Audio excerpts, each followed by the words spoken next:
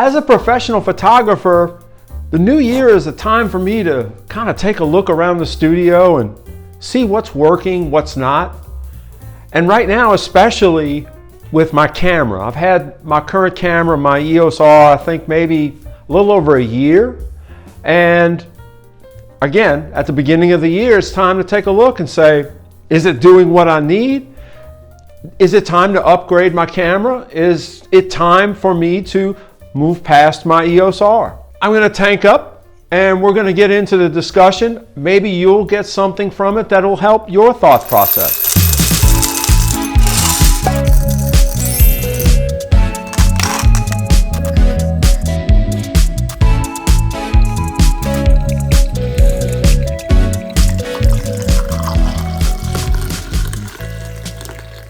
Welcome back to the channel, everyone. If you're new here, I'm Hayward. Welcome.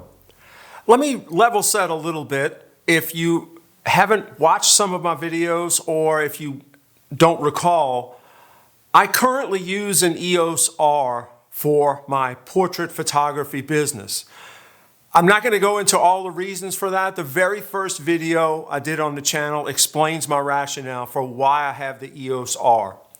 Just wanted to level set where we're starting before we start looking at what's out there and why I make my choices. My criteria for what I'm going to discuss in this video is as a portrait photographer running a studio. This is not going to be about sports photography. This is not going to be about video because those would really dictate some pretty different choices. So because of that baseline, it knocks the R3 out of consideration. In my mind, that's a high-speed camera for sports, action photography, things like that. It's a great camera. It's overkill for what I do. It also knocks out the R5C, which is definitely cinema first. I am doing far more video than I ever did, but I'm definitely a photography first studio. So all my choices are going to be about photography first. So in terms of what's out there also, Canon hasn't even announced a flagship camera to consider for what I'm looking at, so not much point talking about that. Again, there's a lot of rumors on it, but that one seems to be the vaguest of all the rumors, honestly. Also, I'm only going to be looking at full frame cameras, and nothing wrong with crop sensors. I used crop sensors some years ago. It can do the job. But for me, it's full frame for a few reasons. One, it's the focal length of your lenses are all the focal length of your lenses. When you put a lens on a crop sensor, there's a factor change of the effective focal length. And for what I do, I tend to need some wide, and crop sensor's not great at doing wide unless you have a super wide lens. Again, just level setting here a little bit, that may or may not be of interest to you, but that's my criteria. Okay, so let's get into a little bit about what is out there right now. And as I'm sure you've heard, the new kid on the block for Canon is the R6mk2. I've heard some good things about this camera. I've read some reviews. I have not gotten my hands on one yet. I'm not one of the channels that tend to get cameras. I'm pretty small, but that's fine. The specs look good. It looks interesting to me. The IBIS, definitely a very good thing. Dual cards, which if you're a subscriber to the channel, you'll know that that's the one feature that kind of stings to me on the EOS R. It doesn't have dual cards. Wasn't a deal breaker, but I would love to have it. Many of the upgrades on the R6mk2 do seem to be in the video arena, and that's great. As I said, I'm doing more video than ever, but I'm definitely photography first. I'm a portrait studio. So while the video upgrades seem great, it's not something I'm going to base a camera decision on. Now, having said that, the camera does have a new upgraded sensor, and that definitely is a good thing. The megapixels, though, it moved up, but only to 24.2. Now, I moved to my EOS R from the 5D Mark III from, I think, 22 megapixels to 30, and that 30 megapixels is really a sweet spot to me on a full frame sensor. Stepping back down to 24.2, that would sting a little bit. It wouldn't be the end of the world, but The 30 megapixels makes a huge difference when I have to crop into an image, when I'm shooting little ones and running around, you don't get it framed up the way you want. That 30 megapixels, somewhere between 30 and 40, man, that's a sweet spot for a full frame sensor to me. Now let's take a trip to Fantasy Island and talk about all the rumors of what may be coming on the R5, the R5 Mark II, whatever they're going to call it. Of all the rumors swirling out there, if you look at rumor channels, you'll see that the R5, they're all over the place with what the next R5 is supposed to be. And it's a lot of fun to speculate on that, but it's not a lot of fun if you're trying to decide on what camera you really need this year. So that kind of makes it a little difficult. As far as the R5 goes, I kind of feel about the R5 as I did about the original Canon 5D. Really good camera, but it came into its own in the Mark II. The 5D Mark II was a legend, as you know, and it set the bar for much that's come since. I kind of feel that's how the R5 is going to be.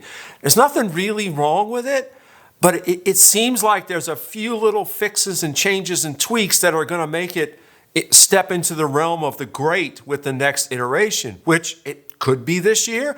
I mean, if the R5 doesn't radically change megapixels to go well over the 50 range, it might be a serious contender if it comes out this year for me if I decide to upgrade, because it's in the next generation, it's going to fix some problems and be a really great camera.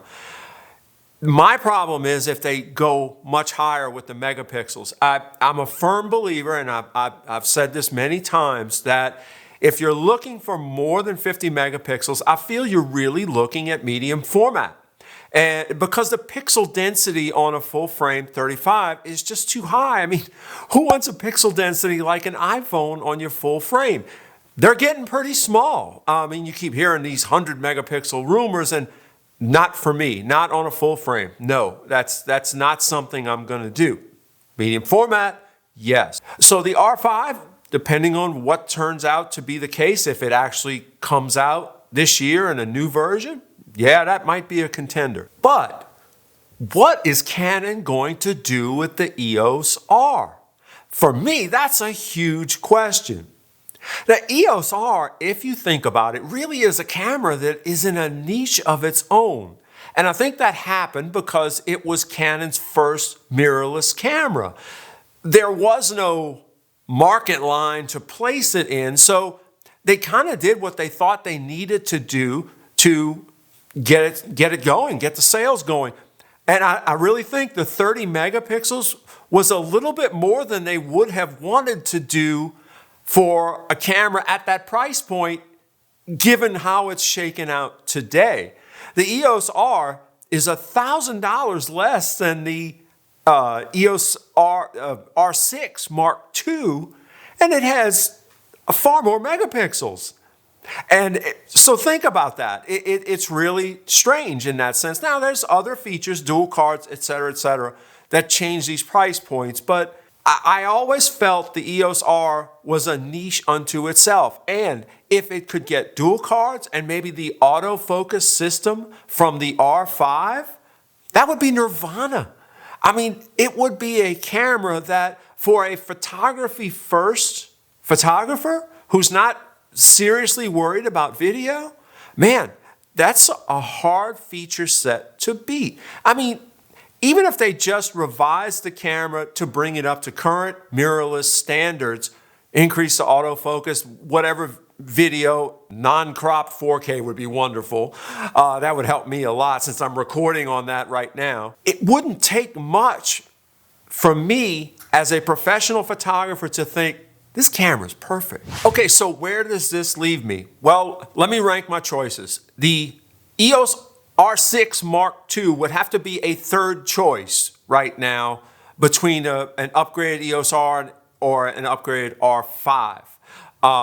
For the simple reason that the megapixels are just a little too low. Other than that, it's a really sweet camera. It looks really good.